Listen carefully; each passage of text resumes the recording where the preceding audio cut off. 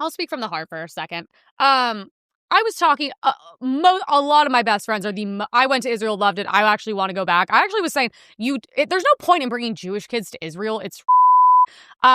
Like, you need to bring people that are Christian and that are anti-Israel over there. That's how you, like, actually make a difference and change people's minds. And my mind was changed on a lot of things. I also still am I'm America first through and through. So at the end of the day, I'm kind of like, you guys are cool, but, like, also life sucks here for a lot of people.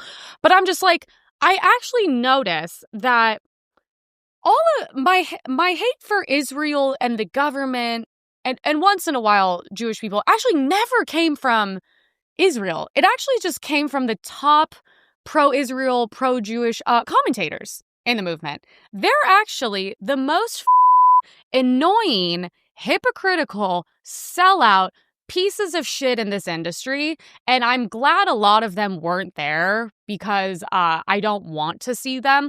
And I'll probably name them by names eventually. But I noticed what they do to everyone in this industry. I posted on X and it went viral after like you'll see, I literally posted like 3 pro-Israel things yesterday. It's like, it's never going to stop. And I have no loyalty to Qatar either. But I'm just like, what they do, and Dave Smith called it out when he was debating Josh, whatever his name is. He was like, we come up here to debate policy and things like that.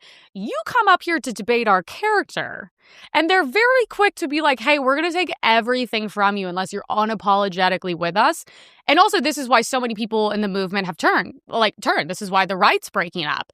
And it's one of those things where I'm just like, I said, I have made a career off of criticizing the president and the government and America. I made a career off of that, off of shitting on America and things I don't like. And also talking about how great it is. I was never once called anti-American. Why is that? But then the second I say something about a government somewhere else, all of a sudden it's different. I mean, you have influencers, I say something and they respond back. The influencers that do nothing but talk about Israel and America, I'm like, you need to move there. Like, you need to seriously move there. It's actually like becoming so exhausting because I'm like, most of them, I'm not joking at this point. I have not seen a post in years about anything about America. Anything about Americans. And I'm like, if you can't have loyalty to both places, you can support other countries. We're legit allies. You can be allies with other countries. Well, we need as many allies as possible. But it's like, if you only talk about one thing, I just don't know why you're part of an American movement. And if you think it's controversial to say America first, then you're really not in the right place. But I'm like, what they do is they always try to debate my character. I had like a Jewish mom because I said Israel kills people on purpose because every government kills people on purpose. Do you guys know they're actively doing tests right now in California? We don't know. And it was signed like 4 years ago, spraying stuff in our skies. Have you guys noticed how weird the fog is? And now I feel sick all the time and I'm losing my throat. Dude, I'll list all the conspiracies of all the things they've done knowingly killed. The U.S. knowingly kills people. It kills children. It experiments on pregnant women. But I was like, yeah, they knowingly kill people, which, by the way, I support because it's war. That's war. And that sucks and it's sad. But she's like, oh, so put it in text, Emily. So put it in text. You think Israel kills people? I go, whoa, what the is this? And I was like, oh, no problem. There you go. Text, send. And she's like, oh, and it's like, you see them writing to Fox, writing to Newsmax, blah, blah, blah. The other Jewish influencers, like, maybe you should go help. Like, maybe you should go to Israel and volunteer because you're such a bad person. I'm so much better than you are. And I'm just like, so you have a rich dad. You took like a photo with black kids and that are starving and that makes you better than me. Like, it's gotten to the point where I'm like, I was talking to my pro-Israel Jewish friends there. And I said, I love you guys so much. You're some of the smartest, kindest people in the industry, but you seriously need to talk to the other influencers and be like, you guys have to shut the up. This policing of people and speech, attacking us, calling us anti-Semitic for all these things. I'm like, it's gotten so far and so crazy. It's just like, we've all had enough. And I'm like, by the way, that pushes people to actually dislike Jewish people and to hate Israel. 100%. It pushes people so far away because I never had bad thoughts until people said I was a bad person and said, and we're going to take everything from you and I'm going to actively try to destroy your career. And I'm like, we need to kind of talk to a lot of these influencers and be like, let's chill out. No one thought Ben Shapiro gave the best speech at Turning Point. The guy who went on stage and attacked everyone on the right on his own team, that's the guy who gave the best speech. A girl said that.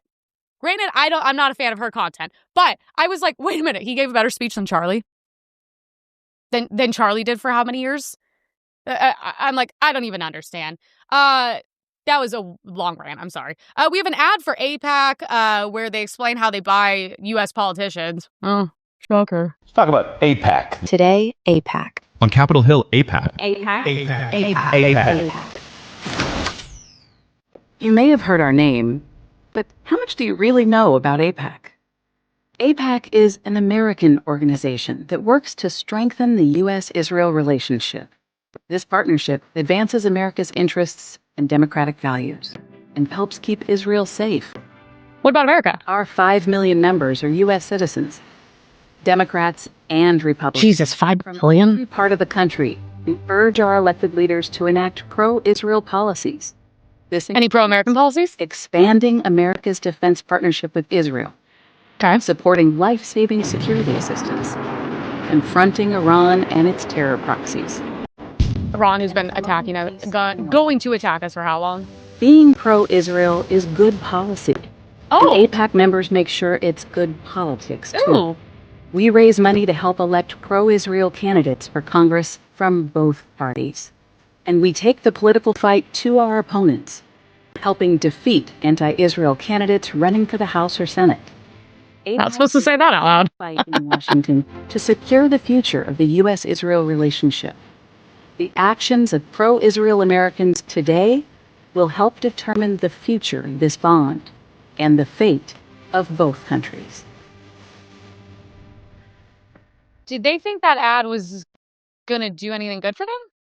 Were they like, this is good? Notice how everything in that is to literally help Israel. It's like, how can we use Americans and your money and all of you guys to promote our agenda and make life better and safer for everyone here? I'm like, yeah, I don't really like sweet. I'm like, when the kid in Palestine, when they like blow his family up and then he's sitting there and he like sees pieces of the bomb and he's like, oh, good, an American flag on it. I'm like, I don't really like that. I don't really like taking credit for that. Notice how it's the same with the influencers. Nothing about benefiting America.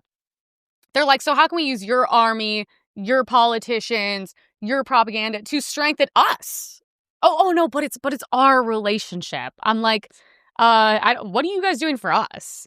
I'm like, yeah, I'm really confused. Besides, like, becoming more powerful, I don't understand because most Americans don't know where Israel on his map. They don't care, and they're never gonna go there. So I'm like, it's not really like it's not our place. It's not our country. And I'm like, this is kind of crazy. And also, like, they're doing it to Democrats and Republicans, which is, that's a lot of power.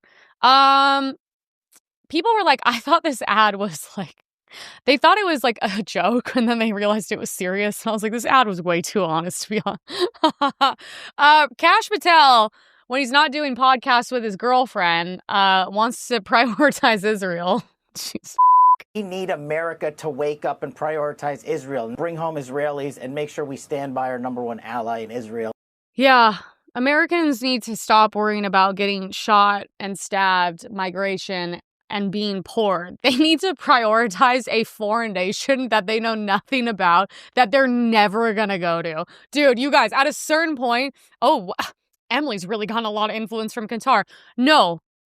But I care about America and I'm America first. And if I were to sit here and not talk about all this, I am 100% paid for and I am 100% a sellout. And you should consider me anti-American and you shouldn't support me or anything I say. The way all those people will never talk about anything about this. They won't criticize it. They won't bring it up. They won't show the clips on their show. No, you shouldn't support them. They don't care about you. And they're probably making a lot of bank. But I'm like, so he went from being like, we need to care about them. You know what's so funny? Imagine if you said that about any other country. Dude, Israel's not our only ally. Why do we act like it's literally us and their United States of Israel? We have a lot of allies. We have a lot of people we're in good standing with.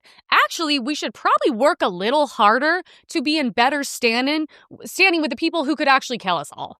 We should work a little harder to have better relations, and, to put China in its place so we don't become China or Russia and all these places who are not around when it comes to a lot of things.